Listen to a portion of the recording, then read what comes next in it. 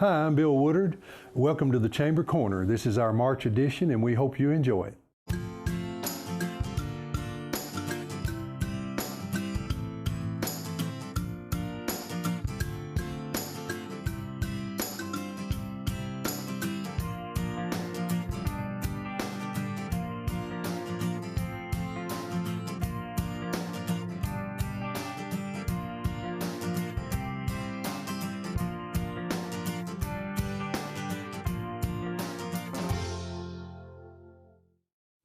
Folks, welcome. This is a special report that we're doing here inside Smith County, and we want to get out as much news that is pertinent and is good news about what's going on with the coronavirus. And so we've invited Dr. Duke to be here. Dr. Duke, thank you for coming and being here with us today. And I guess we just need to immediately start asking questions. And do you have kind of a little opening statement? Like, for instance, I heard you in another interview, and you mentioned this, and maybe the first thing you say is, how do you answer the question of don't panic? Right. Well, maybe first, just to say that of course, I'm a county commissioner for the 6th District, but also I'm representing the Smith County Coronavirus Task Force. We have a task force of like 30 or so people. Now, when I say 30 people, these are 30 members, contributors from different sectors. So that's kind of where I'm coming from with this and the point of this. Now, we'll go back to the panic now. Why? Well, to add to that, we had a meeting here the other day, and we followed protocol, and most of us dialed in on a 800 number and attended the meeting that way, and that's one of the things that's being done. But anyway, the panic question. Yeah, why are people panicking, or the panic factor? Well, as we probably said on this earlier interview, that's not this one, people usually panic when they don't know what's going on, when they panic when they don't have the correct information or information that may be misinformation. They panic. When the lack of certainty, the lack of knowing, and I think that's what happens with this. Because this is a new virus that's out there. This is nothing like we've ever seen before, and it's really things change so much as we're learning and going on about what to do with this virus, the way it's acting. The information changes so often that it's hard to get that information out there real time for people, and so we're seeing people panic. I think here in Smith County, people are panicking because we see what's happening elsewhere, and we want to know how that's going to affect our county and the people in our county. It's as far as we know, it's not here yet. We don't have any positive cases yet that we know of, but we've only been tested. As of March the 16th. Right, of today, today's the 17th, 18th. Sorry, I'm sorry. 18th. Yeah. We're both off. Yeah, it's they're kind of running together. The days are, because we've been monitoring this. Well, people. Here's one thing that hit me. I looked up on my phone in the Worldometer, and it says coronavirus cases in the world, it's 205,642 as of this posting, right. With 8,273 deaths, with 82,000 that have recovered. You look at that, and that is a really disturbing number until you think about the world population. I don't know what our population in the United States is now, but we're 350 to 400 million. Just in this country alone, and so from a percentage standpoint, it's not as bad yet as some things have been. The Spanish flu killed over a third of the world population in 1918. Mm-hmm. I feel like the protocols that we're taking and steps that we're taking right now will stop that. How do you feel about that? Well, more closely to home, the number of cases has gone up overnight in the United States, 30%. Just overnight, and the number of cases, number of deaths has gone up about 27% just in the United States. That's as of yesterday and today. That's yesterday the 17th and today's the 18th. And the cases in Tennessee of cases of positive has gone up 180% overnight. Well, excuse me, over the last 3 days, 180% over the last 3 Well, now, days. is that because they were new they or because they found a way, or they started testing and they figured out these people had it already? Which is it? It's a good question. That's a great question. It is both. I think we're seeing a factor. I think if we probably are mimicking the rate of increase in the United States pretty well in Tennessee. I think we're following those rates pretty well. And I think the inflated rate, like 180%, it was 180% over 3 or 4 days. A lot of that is the fact that we're just now beginning to ramp up our testing a little bit because the tests really haven't been available out there. So we're really just catching a lot of those people that had it anyway and didn't know they had it because they were still in the incubation phase. Right, and outlying counties like, and I don't like to use that word, but we really are. Right, yeah. We're outlying from the metropolitan areas. We seem to be seeing less effect right now than you have in the metropolitan areas or in some of the. I know Williamson County was the first one that I noticed on TV that showed infection rates. Right. So we're a little bit outside that curve. Yeah, and part of it is the fact that we're less densely populated in some of those areas, but that's not the whole factor, because if you look at Shelby County, which is Memphis, they're just really populated dense down there, but they have a whole lot less than Williamson County. Mm-hmm. So in Williamson County, it's densely populated, but not, so it's not a total factor of just the density of the population. A lot of it is where the mode of transmission, how it's going, where people, the influx of people, the people with positive, and the way they have contact, and how they're isolating, how they're following the CDC recommendations in those areas or not.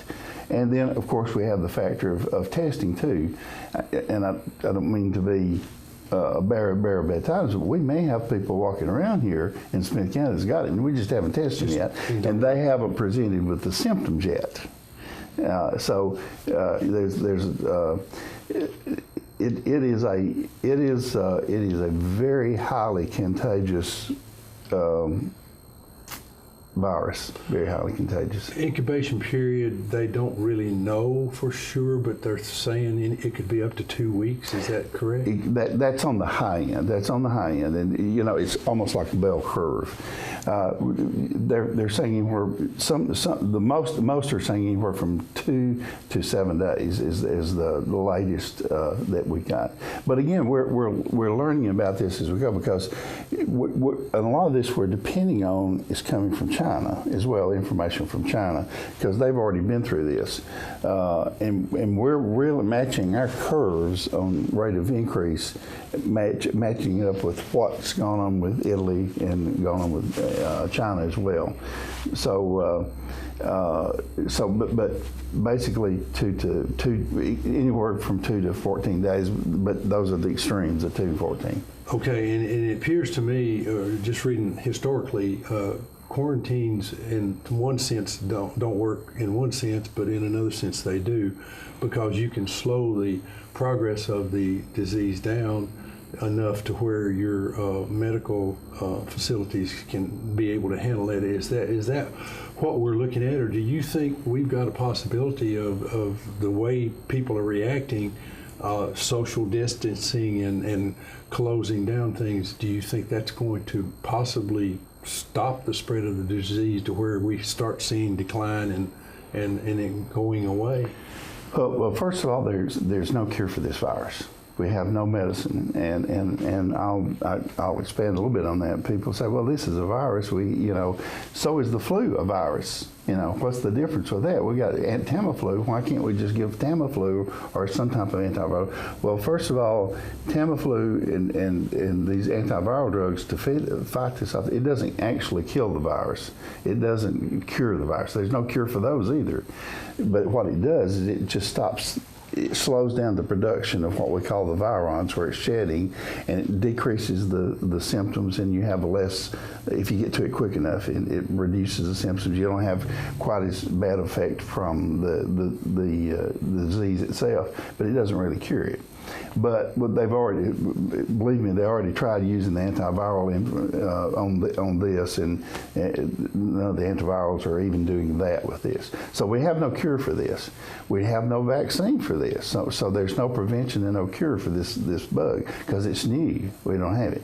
Now, I say we don't have it. I think 3 people 3 days or maybe 2 or 3 days ago were the first 3 for the trial, the first phase of the trial of the vaccine. They have that vaccine, but they gave these people injections of that. These are healthy people, and they were going to watch them for a year to make sure that there's no side effects right before we even go into phase 2 or phase 3. Generally, that's the way they do it.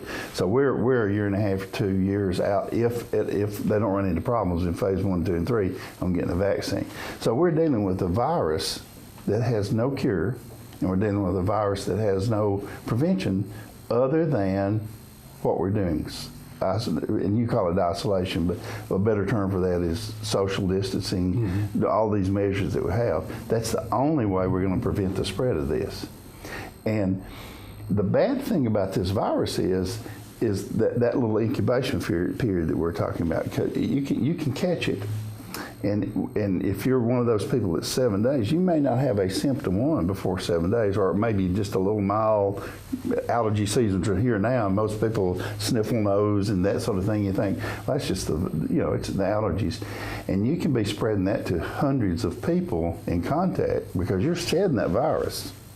And you can spread it to 100 people. Well, not 100. Let's just say, for instance, one person, you got it, and you're the 7 day, and we didn't use those precautions like we were talking about, and we shook hands, and we did all these things that we're not supposed to do, and you gave it to me. Well, you gave it to one person, okay? Not thinking let's just trace this one person. So I go and I shake hands with 2 other people. So I give it to 2 people. Well, those 2 people give it to 2 more, and then it's 4. And then 4 turns to 8, 8 turns to 16, 16 turns to 32, 32 turns to 64, and all of this in 2 weeks' time in one area. Because I'm generally speaking, or it could be somewhere else. I could get on the airplane and go to Atlanta, and that would be spreading it there as well. Before I even knew I had it. So that's why we're doing what we're doing. So the only method we have to keep this from peaking and overrunning our hospitals and crippling our hospitals and our healthcare system is to do what we're doing. This is the only thing we can do because we have no cure for it, no prevention other than that. Well, and you have no way of knowing if these are accurate, but it just shows places like Honduras and Nigeria and Rwanda, which are very remote, and they have a case. So it's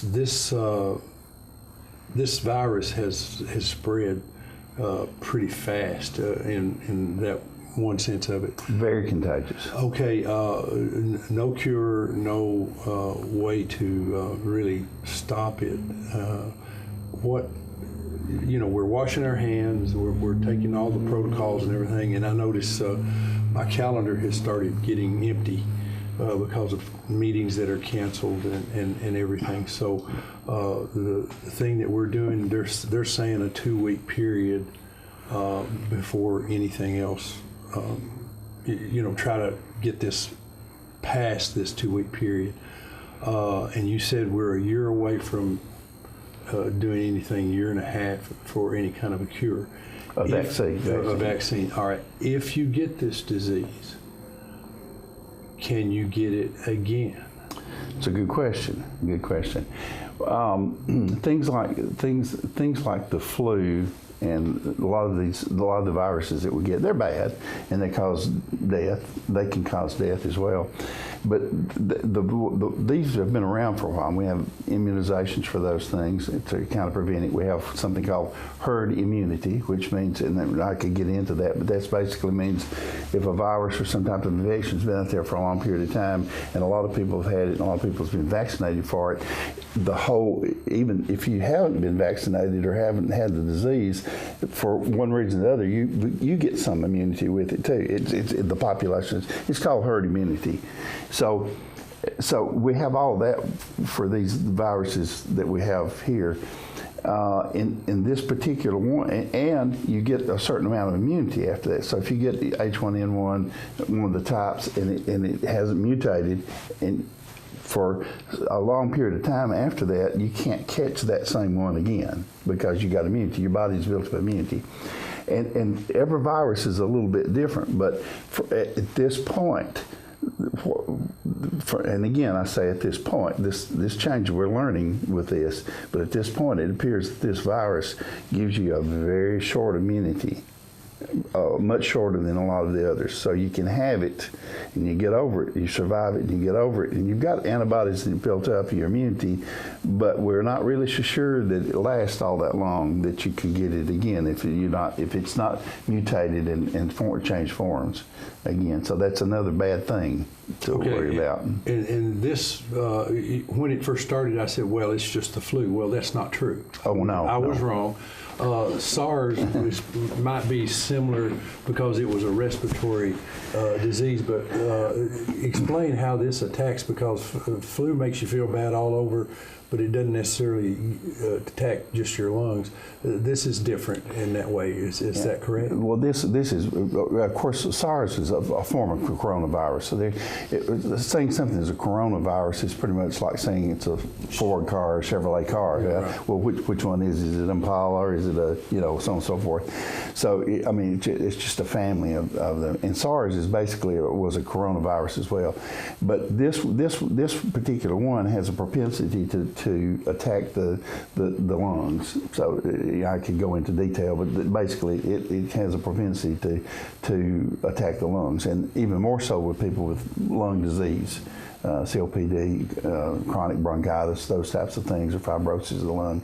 So so it kind of goes there. And that's when it really gets critical, because it really breaks down the tissue, causes swelling and fluid to develop in the lungs, and thickens up the lung linings, and you can't exchange air. And these people end up going on a respirator, and a lot of those people don't make it because because we don't have a cure for it. Well, that brings up the word at risk. Okay, Right. I have been reading this, and it seems to me that the at-risk population is the very young and the very old. Is that overgeneralization of that? Well, not necessarily. The young is at risk for a reason, but not necessarily their own health. The older is, they're saying over 60, you start getting your risk over 60. The highest risk is above 70, 80 in that area. That is for risk for mortality, morbidity. The sickness being having a bad sickness and death. These are age limits. Now, the reason why the young, for one reason or the other, and we think it probably has to do with the T cell and B cell lymphocytes, because in young people they're really active, and as we grow older, we don't lose those. Well, you can have diseases in certain situations where you lose that activity of those cells, but they just don't work. They get old too. They don't work quite as well as you get older. But now young people, for one reason or the other, they have a little bit more of a natural immunity to this. It's a little harder for them to catch it, and generally if they get it, they don't have quite as severe a disease process. In fact, some of them don't even know they had it. They think it was a cold or whatever. But the reason why it's at risk for children and young people, anybody young, anything under 60 to get it, is because they don't necessarily know they got it, and they spread it around to Aunt Sally or Uncle Bill or whomever that's over 60 when they go to church or they go to eat out with them, and they don't know they've got it. They go over, shake their hand, and love on them because they love them, and they're loving them to death by doing that, if that makes sense. It does, and that's this is probably a question that's more germane or hits the point for us around here somewhat.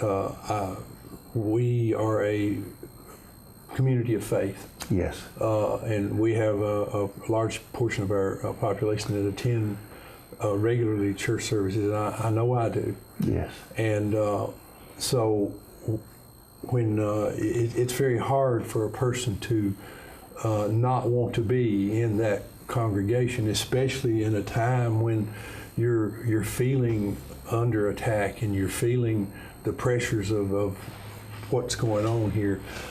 Some places of worship have basically went strictly online. Some have limited some of their gatherings to just maybe the main service and things like that. I know at my church, we normally have anywhere from 70 to 90 in attendance, and this past Sunday, and I believe it was a direct result of two things. Number one, we started Facebook live streaming, and some of our older folks watch that now, and the coronavirus, talk that's out. Our congregation was down. I'm probably asking you a question you really shouldn't answer, but people of faith, if you're in that at-risk group, you really ought to consider staying home, shouldn't you? Yes, and I think faith is going to be something that's going to get us through this. I mean, you have to have faith.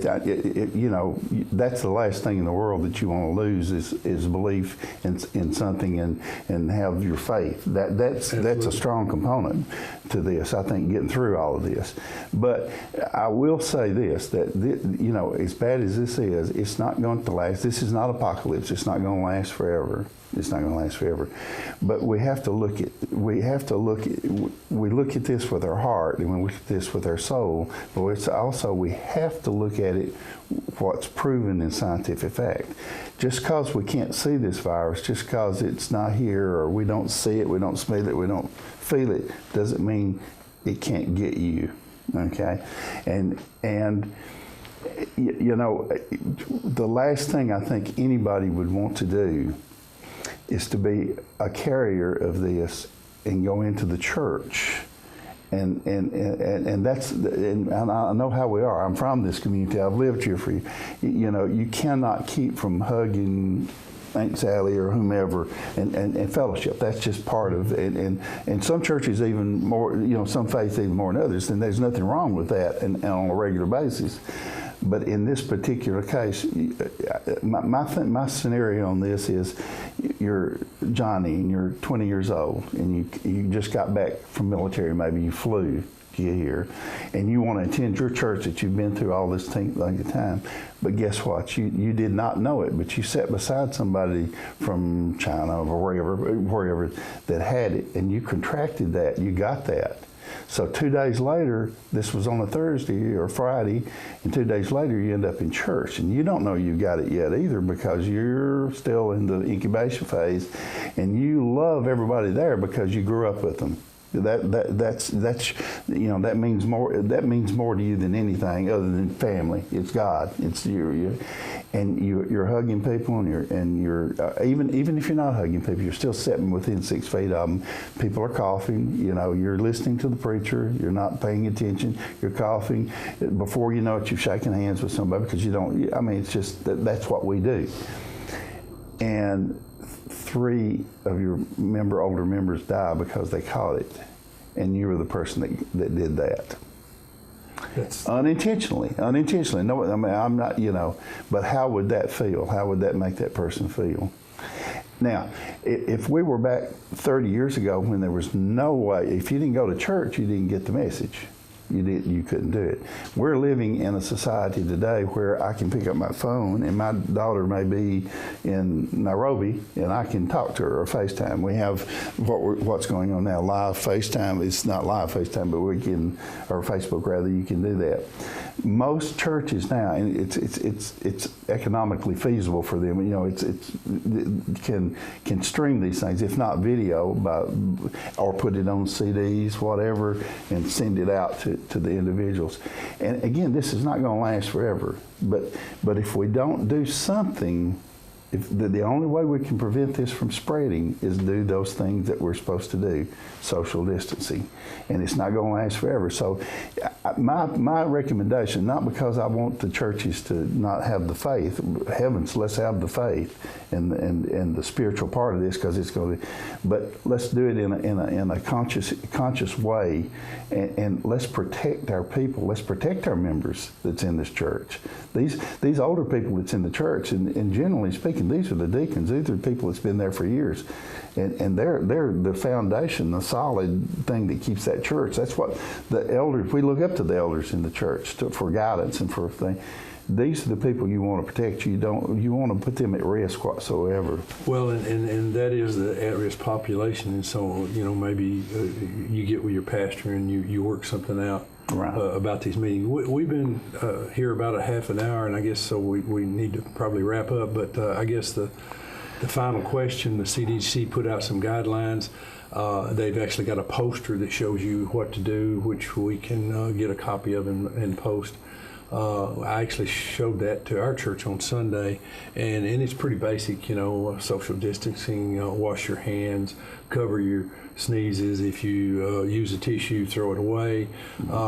It's all pretty simple stuff in the scheme of things, and so is there anything to add to those protocols or anything you would urge people to do? No, just try not to get caught up in these things, these conspiracy theories about what this is, and try to pick your sources that you're listening to, the real reliable sources. If you'll go to the CDC side or the Tennessee Department of Public Health, and the reason why I say both of those is because Tennessee Department of Public Health gets their information, their advice, their resources, their information, their guidance. It's all coming from the CDC. And go to those sites and listen to what they're saying.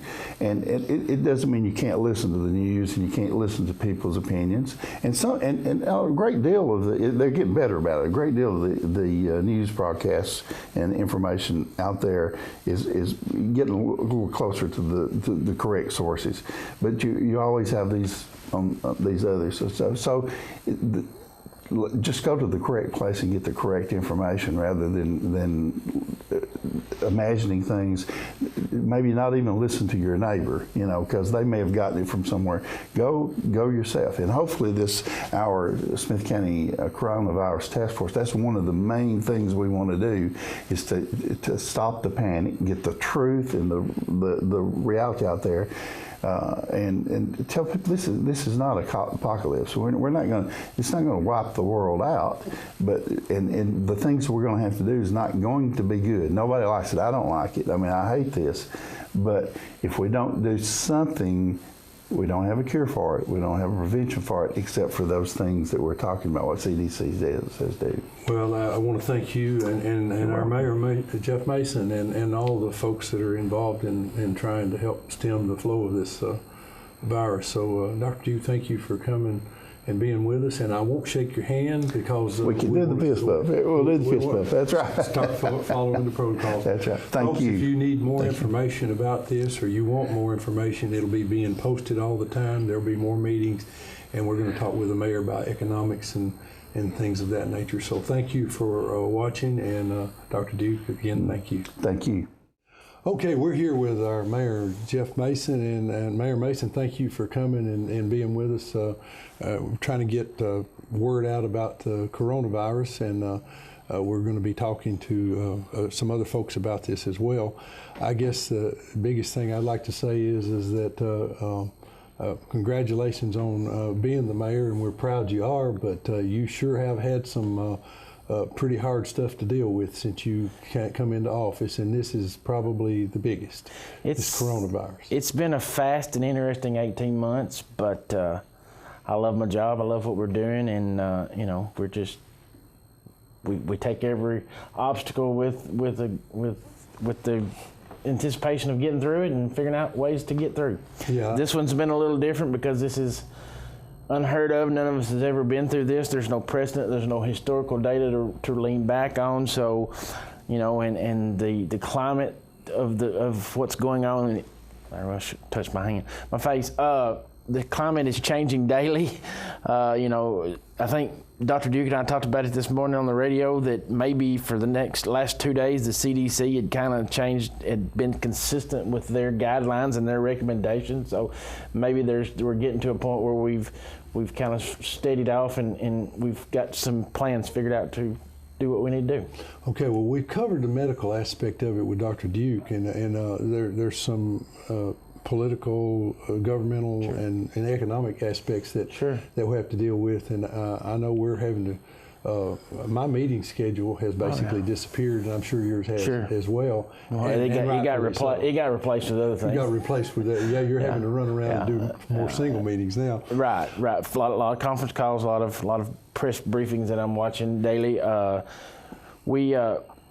One of the first things we did Monday morning was we've pushed all our committee meetings back probably 2 to 3 weeks for right now. You know, we were just starting budget hearings, but we've pushed those out for 2 or 3 weeks till we can figure out on that. And at one point in time this week, now I can't swear to this, but the legislature had talked about maybe going to doing those kind of our meetings on a conference call, virtual meetings and things. So I don't know where that's at with that, but I know they're working on getting a budget passed, our emergency budget passed, and getting those things done at the state level. So, and I think that was part of their to release some of the restrictions as far as public meetings and having to be in the same room together. Well, I know we have a leadership program here. Right. Of course, you're very well aware of it, been through it, right. And it's a wonderful program. Wonderful program. 24 people involved, 12 from the school system and 12 adults.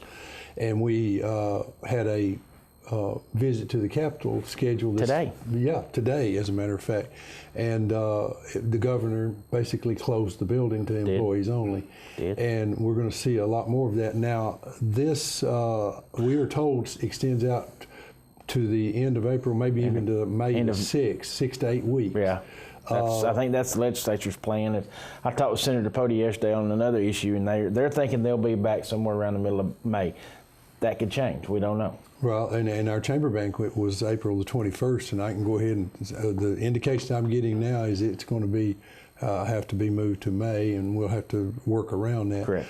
But the point is a lot of things are being kind of ramped down right now, and I'm not seeing as many people on the road even when I come to work in the morning. So the economic effect here on the county, I feel like that we're going to weather this okay and come through it. I do too. We're a greedy. You have anything to add to that? I think the main thing is don't panic, don't live in fear. Be smart, pay attention to the CDC recommendations, and live your lives.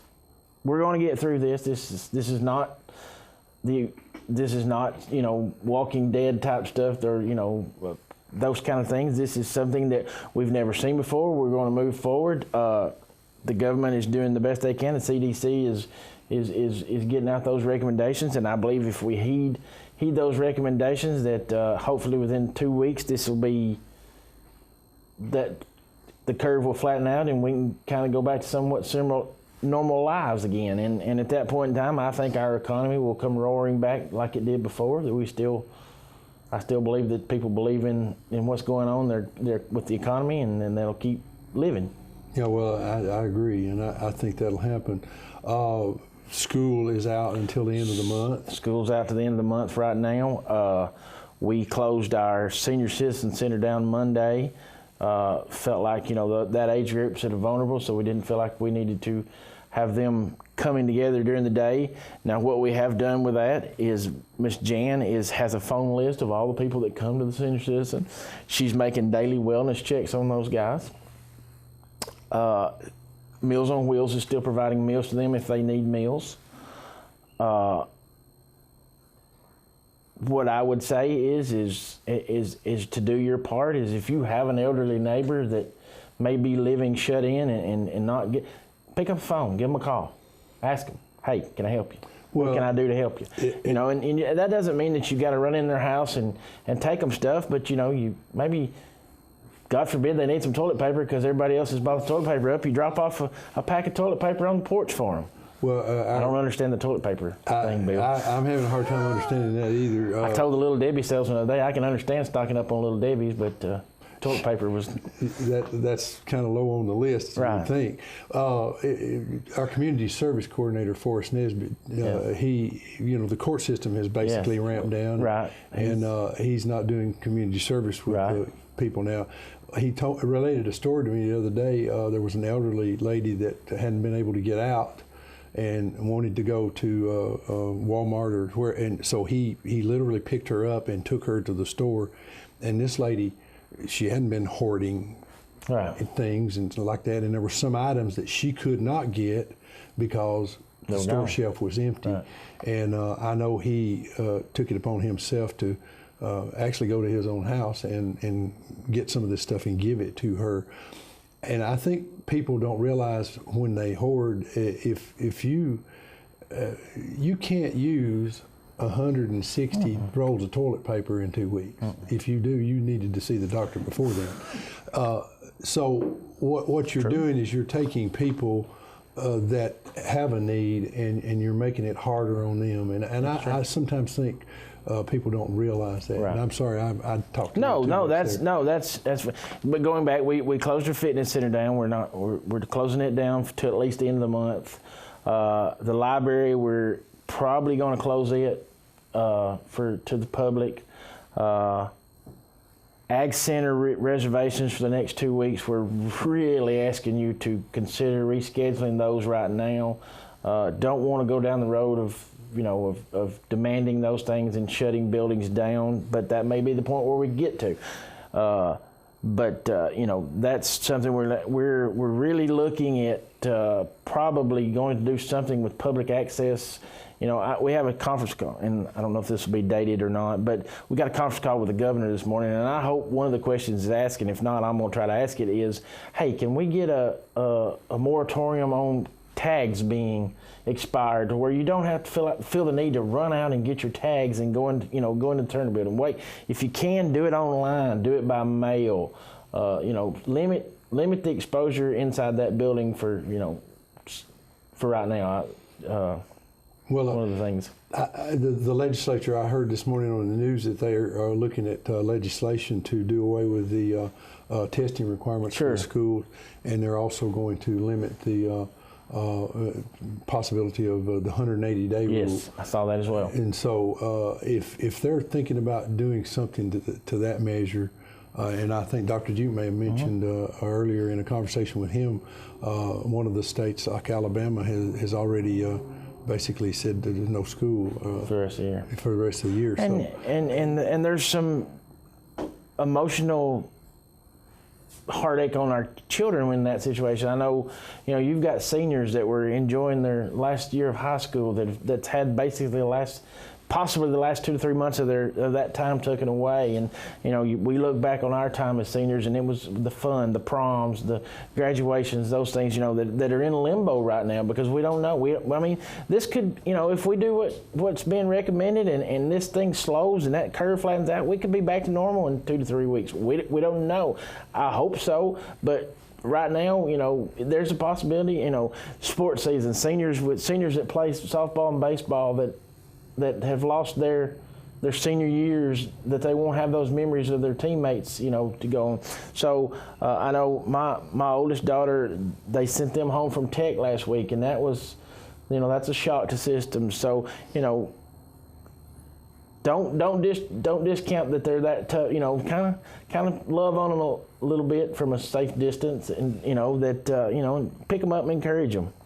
Yeah, well, and a lot of these things have economic fallout. If you're a waitress and you're working in a restaurant system, sure, you're not getting the tips and the money. Yeah, exactly. It's affecting a lot of people. And that's what we're saying.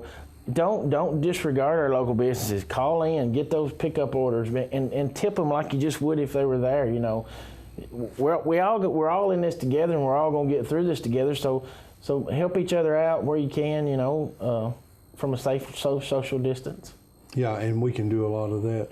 And I guess this has kind of pushed it out of the news, but we had the tragedy of the tornadoes that came through in our neighboring county. A lot of people lost their lives. Sure did. I know in our county we have people that are basically homeless. That's right. And so we need to try to help these folks, those, but still be smart about how. And one of the things that the good that came out of that was that Smith County Disaster Relief Committee, and you were a big part in getting that started, and I thank you for that.